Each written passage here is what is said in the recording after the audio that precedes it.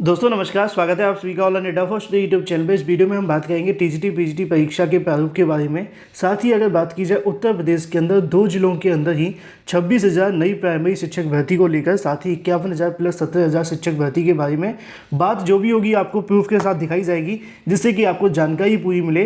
तो वीडियो को लाइक कर दें, साथ ही शेयर कर दें और चैनल को सब्सक्राइब कर लें, जिससे कि जानकारी आप सभी को मिले और चैनल को सब्सक्राइब करके आप सभी को नोटिफिकेशन ही मिलते रहें। तो चलिए दोस्तों वीडियो शुरू करते हैं।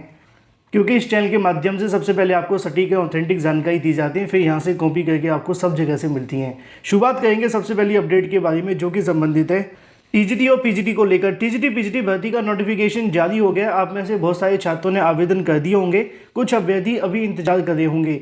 लेकिन अगर बात की जाए टीजीटी पीजीटी के फॉर्म को भरते समय कई छात्रों से इस प्रकार की गलतियां देखने के लिए मिली हैं कि यहाँ पे उनका नाम गलत हो गया है, पिता का नाम गलत हो गया, या फिर फॉर्म भरते समय अनुक्रमांक के अंदर गलतियां देखने के लिए मिली, या फिर आप सभी के पास कुछ और प्रकार की जो भी आपने गलती कर दी है। उसके बाद हर एक अभ्यर्थी के मन में सवाल है कि टीजीटी पीजीटी का फॉर्म भरते समय जो गलती हुई है उसका सुधार कैसे किया जाए, क्योंकि हर अभ्यर्थी जैसे तैसे मुश्किलों से पैसे जमा करके यहाँ से फॉर्म को भरते हैं, और जब फॉर्म भरने के बाद में अगर गलती हो जाए तो आयोग से उम्मीद की जाती है कि उनकी तरफ से गलती का सुधार करने का मौका दिया जाएगा। तो देखो, 2 लाइनों में जानकारी मैं आप सभी को दे दूं कि टीजीटी पीजीटी भर्ती के अंदर आपको संशोधन का मौका नहीं दिया जाता है। अगर भविष्य में 1% भी आपको मौका दे दिया जाए वो बात अलग है, लेकिन 99.9% संभावना यही होगी कि आपको कभी मौका नहीं दिया जाएगा टीजीटी पीजीटी भर्ती के अंदर संशोधन करने का। अब सवाल यह है कि अगर हमसे गलती हो गई है तो हम इसका सुधार कैसे करें। देखो, गलती अगर आपने फॉर्म भरते समय कर दी है तो इसका एक ही आप सभी के पास रास्ता है कि आप फॉर्म को दोबारा से अप्लाई कर दें। बड़ी मुश्किलों के बाद भर्तियां आती हैं, भले पैसा आप सभी का बहुत ज़्यादा महत्वपूर्ण है, लेकिन सोचने की आवश्यकता है कि भर्ती बहुत मुश्किलों के बाद आती है। जैसे तैसे आपको एक भर्ती में बैठने का मौका मिल रहा है, भले सीटों की संख्या कम है। अगर आप चाहते हैं कि आपको आगे समस्याओं का सामना न करना पड़े तो टीजीटी पीजीटी फॉर्म के अंदर अगर गलती हुई है तो उसको दोबारा से भर दें, और जो आप सभी दोबारा से भरेंगे उसी पे आप सभी को एडमिट कार्ड डाउनलोड करके परीक्षा देने जाना है। और जो आपने पहले भरा होगा उसको आप भूल जाइएगा। उसे भूलने से फ़ायदा ये होगा कि चयन बोर्ड उसको अपनी तरफ से रद्द कर देगा। अगर आप उस पर परीक्षा देने चले गए तो आपको नुकसान ये होगा कि दोनों फॉर्म भी चले जाएंगे और आपको नौकरियों में भी सामना करना पड़ेगा, दिक्कत होगा। तो ऐसे अभ्यर्थी जिन्होंने फॉर्म में गलतियां कर दी हैं वो अपने फॉर्म को सही करने के लिए दोबारा से आवेदन कर दें। जो पहले से आवेदन किया उसको फाड़ के फेंक दें, वो आपके काम का नहीं रहेगा, क्योंकि बाद में दिक्कत ना हो। नए आवेदन पर ही परीक्षा को देने जाएं। अगर आपने 2 बार फॉर्म भरा है, 3 बार फॉर्म भरा है, तो जो आप सभी का बिल्कुल सही है उसी पे आपको परीक्षा देने जाना है, उसी के आधार पे आपका चयन होगा। बाकियों को चयन बोर्ड अपनी तरफ से अपने आप रद्द कर देगा। एक सवाल ये भी देखने के लिए मिलता है कि क्या हम टीजीटी और पीजीटी और इसके अलावा 2 विषयों के अंदर फॉर्म भर सकते हैं। बिल्कुल फॉर्म भर सकते हैं। अगर आप टीजीटी के अंदर एक फॉर्म भरना चाहते हैं तो भरिए, आप पीजीटी के अंदर भरना चाहते हैं तो भी आप फॉर्म को भर सकते हैं। अगर आप टीजीटी के 2 विषयों के अंदर फॉर्म भरना चाहते हैं तो वो भी भर सकते हैं। आपके मन में सवाल होगा कि ऐसा कैसे हो सकता है, क्योंकि सबकी अलग अलग योग्यताएँ होती हैं। मान लीजिए अगर मैं टीजीटी के लिए आवेदन करना चाहता हूँ, मैंने यहाँ पर पीसीएम के साथ में अपनी जो स्टडी है वो की है, फिजिक्स केमिस्ट्री मैथ की बात की जा रही है, तो फिजिक्स केमिस्ट्री मैथ के थ्रू जब हम आवेदन करेंगे तो यहाँ से मैथ के लिए भी आवेदन कर लेंगे और यहाँ से हम साइंस के लिए भी आवेदन कर सकते हैं। तो इससे क्या होगा कि 2 योग्यताएं बन गई, एक तो पीसीएम की योग्यता बन गई, एक यहाँ से साइंस की योग्यता बन गई। तो आप दोनों के लिए आवेदन कर सकते हैं। इस बात का आप सभी ध्यान रखें। लेकिन क्या एक ही फॉर्म से हम दोनों के लिए आवेदन कर लेंगे? बिल्कुल नहीं। अगर आपको दोनों के लिए आवेदन करना है, चाहे वो टीजीटी के अंदर 2 विषय के लिए आवेदन करना है, तो आपको अलग से फॉर्म भरने पड़ेंगे। जो जिस भी व्यक्ति के माध्यम से फॉर्म भरा जाएगा वो 2 फॉर्म भरेगा अलग अलग सब्जेक्ट के लिए, टीजीटी और पीजीटी के लिए भी। बस वहीं दूसरी तरफ बात की जाए अपनी अगली अपडेट के बारे में, जो कि संबंधित है टीजीटी पीजीटी के परीक्षा के प्रारूप के बारे में।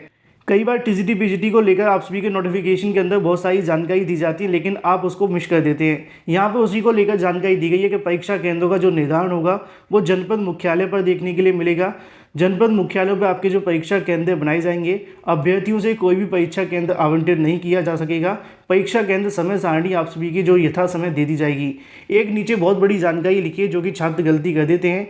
यदि कोई अभ्यर्थी बोर्ड के द्वारा प्रेषित प्रवेश पत्र पर अंकित केंद्र से इतर केंद्र या फिर विषय में परीक्षा देता है तो उसकी जो उत्तर पुस्तिका होगी उसका मूल्यांकन नहीं किया जाएगा और अभ्यर्थी रद्द हो जाएगा। मतलब ये है कि अगर आपने हिंदी को चूज़ किया, परीक्षा किसी और को देकर आ जाते हैं, या फिर आपने बुकलेट गलत भर दी, ऐसा होता है ना। परीक्षा तो आप सेम ही देते हैं, लेकिन आपने कोई बुकलेट दूसरी भर दी बुकलेट के अंदर कि आपने हिंदी की दी लेकिन आप मैथ की भर के आ गए गलती से, तो आपका अभ्यर्थन निरस्त हो जाएगा। कुछ और जानकारी लिखी हुई है कि यहाँ पे आप सभी की नियमावली के आधार पे आपकी परीक्षा देखने के लिए मिलेगी, जो कि आपकी 500 अंकों की परीक्षा होगी। 125 क्वेश्चन देखने के लिए मिलेंगे। हर एक क्वेश्चन पे आपको 4 अंक दिए जाएंगे। क्वेश्चन के अंदर आप सभी को 2 घंटे का समय देखने के लिए मिलेगा। एमसीक्यू टाइप के आपके जो क्वेश्चन है वो आपसे पूछे जाएंगे पेपर के अंदर। इसके अलावा यहाँ पे कुछ और जानकारियाँ लिखी हुई जो कि आप सभी के मेरिट के निर्धारण के क्रम में है, लेकिन वो आप सभी को आवश्यकता नहीं पड़ेगी, क्योंकि बस आपको इतना ध्यान रखना है कि आपको 500 में से ज़्यादा नंबर लेकर आने हैं, और जितने ज़्यादा नंबर लाएंगे उतनी ही ज़्यादा संभावना है कि आपको एक सीट मिलेगी। लेकिन वही दूसरी तरफ बात की जाए अपनी अगली अपडेट के बारे में, जो कि संबंधित है उत्तर प्रदेश में आने वाली नई प्राथमिक शिक्षक भर्ती के विज्ञापन को लेकर। प्राथमिक शिक्षक भर्ती के विज्ञापन का इंतजार लगातार अभ्यर्थी करते हुए दिखाई दे रहे हैं, और लगातार इस चैनल के माध्यम से आप सभी को जानकारी भी दी जाती है कि शिक्षक भर्ती को लेकर शासन स्तर पर जो कार्य वो किया जा रहा है। बहुत सारे अभ्यर्थी कहते हैं कि सर भर्ती कब आएगी, आने में समय तो लगता है, लेकिन जो चीज़ें आप सभी के सामने निकल के आई हैं पहले आप उनको समझें। क्योंकि उत्तर प्रदेश के सिर्फ 2 जिलों को ही उठा करके देखें तो लगभग 26,000 से ज़्यादा जो पदों पर शिक्षक भर्ती आपको देखने के लिए मिल सकती है। सिर्फ 2 जिलों की बात की जा रही है। आज की समाचार पत्रों के अंदर आप सभी को ऐसी जानकारी देखने के लिए मिली। पहला समाचार पत्र आप सभी यहाँ से देखें, 9,107 शिक्षकों की कमी है, और यहाँ पे कहना है प्राथमिक शिक्षकों की गुणवत्ता को लेकर सवाल खड़े किए जा रहे हैं। अगर हम बात करें यहाँ पे आप सभी के सामने सीतापुर को लेकर, तो प्राइमरी शिक्षा पटरी पर लाने के लिए पुरजोर कोशिश हो रही है, लेकिन बेसिक शिक्षा विभाग के अंदर शिक्षकों की कमी की अगर बात की जाए तो यहाँ से दौड़ा बनी हुई है। निःशुल्क एवं अनिवार्य बाल शिक्षा अधिकार अधिनियम के अनुसार, मानक के अनुसार देखा जाए तो शिक्षक नहीं है। प्राथमिक व उच्च प्राथमिक विद्यालयों के अंदर छात्रों की संख्या की अगर बात की जाए तो 9,107 शिक्षकों की कमी है। इसमें अगर बात की जाती है प्राथमिक व उच्च प्राथमिक विद्यालयों के अंदर शिक्षा प्रभावित हो रही है। नीचे लिखा हुआ है कि 30 बच्चों के ऊपर एक छात्र होना चाहिए प्राथमिक के अंदर, जूनियर के अंदर 35 बच्चों पर एक शिक्षक होना चाहिए।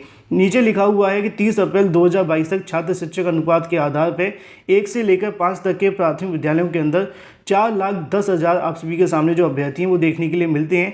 लेकिन जब बात आती है यहाँ से सहायक अध्यापकों के बारे में, तो यहाँ लिखा हुआ है कि 797 प्रधानाध्यापक हैं और 12,867 शिक्षक हैं। लेकिन इस समय अगर बात कीजिए आवश्यकता के बारे में, तो आवश्यकता है हमारे पास 496 प्रधानाध्यापक की और 5,753 शिक्षकों की पढ़ाई की।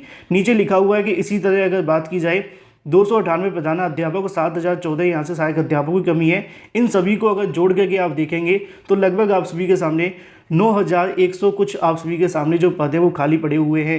और ये जो बात की जा रही है वो सिर्फ आपके सामने सीतापुर की जा रही है। अब जब सीतापुर के अंदर आप सभी देख पाएँ कि 9,100 से ज़्यादा पद खाली हैं, है ना, पहला। दूसरा, आप सभी जानते हैं लगभग एक हफ्ते पहले वीडियो बनाकर मैंने आप सभी को जानकारी दी थी कि जौनपुर के अंदर लगभग 17,000 से ज़्यादा शिक्षकों की कमी है। लेकिन आपके मन में सवाल तो आया होगा कि सर समाचार पत्रों के माध्यम से जानकारी दी जा रही है, कहीं पर 17,000 पद खाली हैं तो कहीं पर 9,000 पद खाली हैं।